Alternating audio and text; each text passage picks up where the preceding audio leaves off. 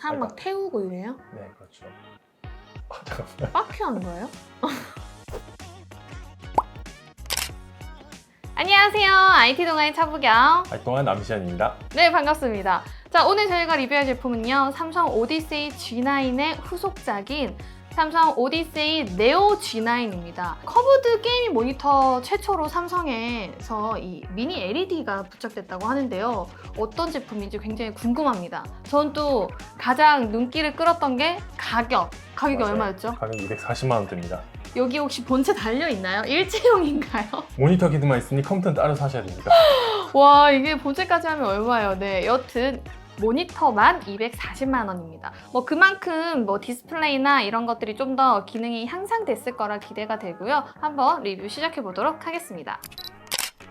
자, 이 모니터를 보면요. 화이트 원 컬러로 출시가 됐고요. 이 길이가 123.8cm라고 하는데 너무 크지 않나요? 그리고 약간 커브가 져 있는데 저는 옛날부터 궁금했어요. 왜 커브냐? 인간의 망막이 이제 이게 원형으로 구형으로 돼 있잖아요. 그래서 네, 원래 동그랗죠. 저희가 이제 평면을 볼 때 약간 사다리꼴 왜곡이 생겨요. 이제 뇌가 그것을 인지하지 못하지만, 근데 이게 화면이 이제 동글게 돼 있으면은 이제 그게 보정된 화면으로 보이게 되고, 그래서 저희가 좀 더 몰입감을 있게 화면을 볼 수 있게 돼요. 이제 좀 단점이 있다면은 이제 모니터 휘어 있기 때문에 그만큼 어두운 곳에서 이제 보면은 약간 흰 부분이 있을 수 있는데, 이거는 단점이라기보다는 설계상의 한계고요. 그리고 또 뭐 사진이나 영상 편집, 뭐 일러스트 그리는 분들은 사실 이게 모니터 휘어 있어서 그걸로 편집하기 좀 힘듭니다.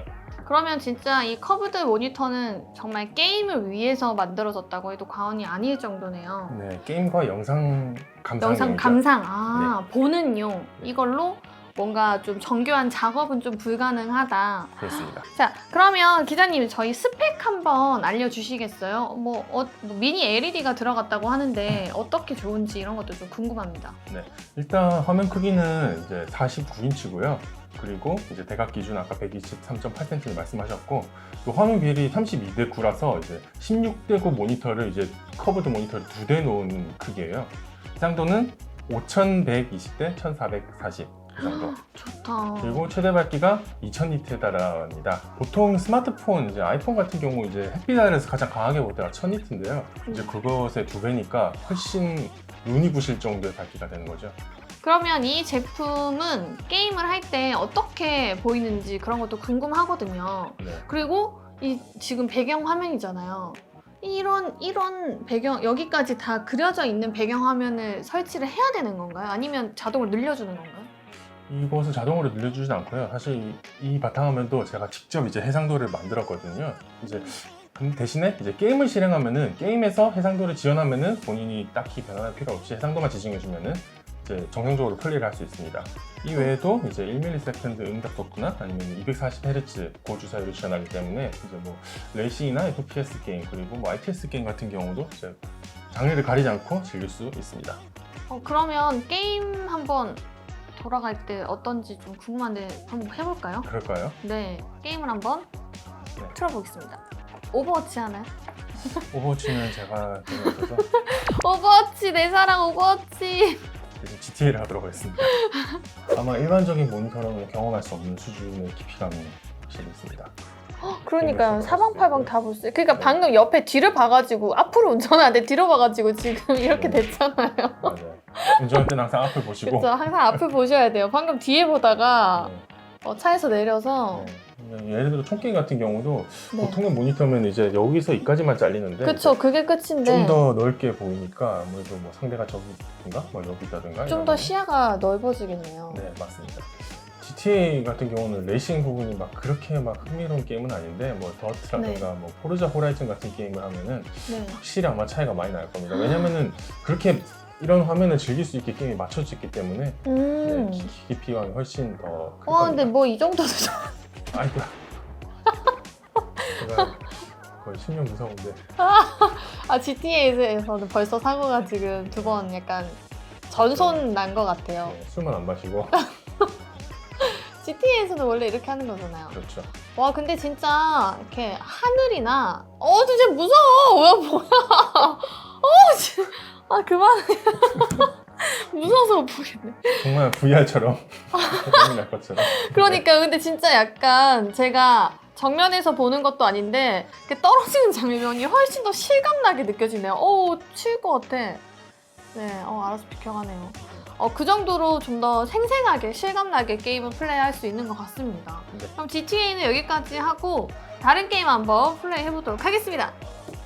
자, 저희가 두 번째로 테스트할 게임은 레인보우 식스 시즈입니다.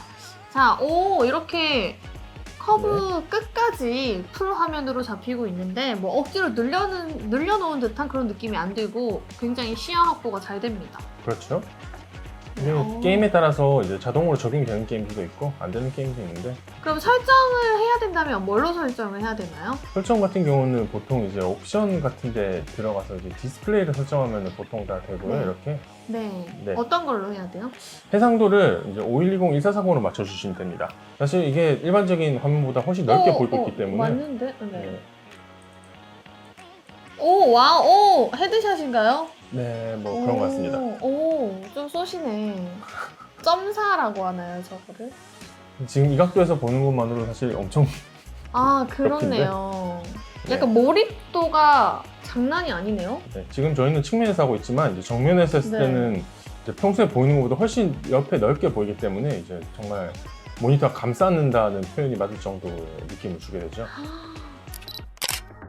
게임 테스트까지 마쳤습니다. 그런데 많은 분들이 궁금해하실 것 같아요. 과연 이 삼성 오디세이 G9과 오디세이 네오 G9의 차이점이 어떤 점이 있을지. 우선 이제 오디세이 네오 G9과 G9은 이제 패널 크기, 이제 해상도, 이제 디자인 모든 부분이 동일합니다. 하지만 이제 패널 성능 같은 경우는 차이가 좀 많이 나는데요. 이제 전작인 오디세이 G9 같은 경우는 이제 로컬 디밍 존이라고 해서 화면의 구간이 10개 정도로 나뉘어 있고 그 10개 정도만 이제 밝기를 조절할 수 있어요. 하지만 오디세이 G9은 미니 LED를 탑재해서 화면이 2048개 구간으로 나뉘고 그 2048개 구간이 총 4096단계의 밝기 조절이 가능합니다. 자, 그럼 이제 장점에 대해서 소개해 보도록 하겠습니다. 이 제품의 장점 어떤 점이 있을까요? 일단 장점은 아까 말씀드렸듯이 이제 크게 향상된 HDR 성능이 이제 장점인데요. 이제 오디세이 G9 같은 경우는 배사 디스플레이 1000 인증을 받았습니다. 하지만 오디세이 네오 G9 같은 경우는 이제 최대 2000니트 이상의 밝기를 내는 퀀텀 HDR 2000 인증을 받았습니다. HDR 활성 상태에서의 밝기가 이제 스마트폰의 2~3배 가깝기 때문에 굉장히 뭐 넷플릭스라든가 유튜브에서 HDR 지원하는 걸 볼 때 굉장히 이제 흥미롭게 영상을 볼 수 있죠. 그리고 이제 멀티태스킹 모드가 이제 좋습니다. 이제 뭐 픽처 바이 픽처 아니면 픽처 인 픽처 같은 이제 화면을 나누는 모드가 잘 기본적으로 지원되고요. 또 이제 모니터가 워낙 넓다 보니까 뭐 문서 작업할 때 단순 서류 작업 정도면은 이제 2개 모니터를 붙인 거를 하나로 보는 수준으로 작업을 할 수 있기 때문에 이제 그런 부분에서는 편리합니다.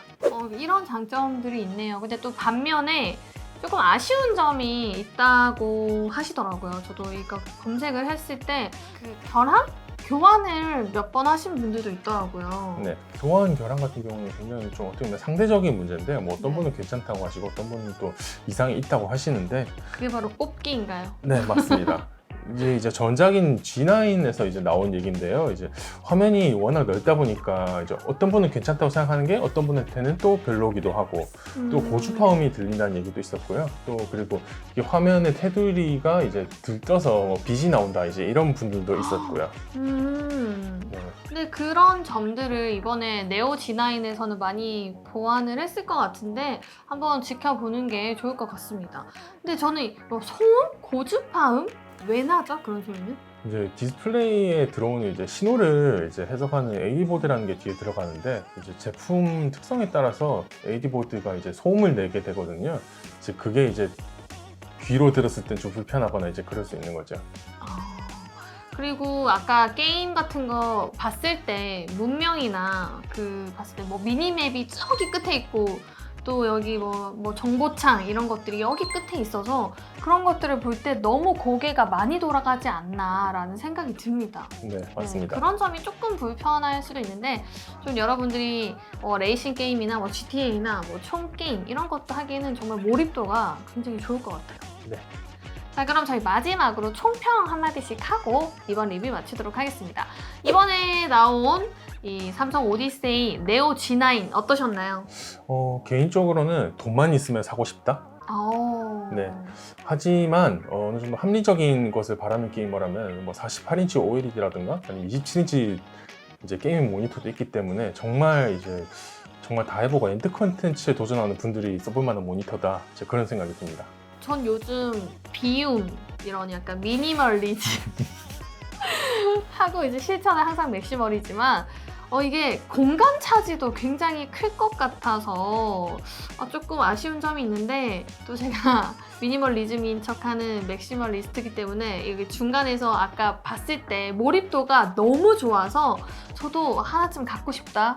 네, 이런 생각이 들었습니다. 하지만 이거 본체랑 풀셋 하면 한 500, 600은 될 것 같은데 네, 여유가 생긴다면 저도 이렇게 게임방 하나 만들어가지고 이거 탁 하면 너무 좋을 것 같아요. 네. 네, 열심히 벌어보겠습니다.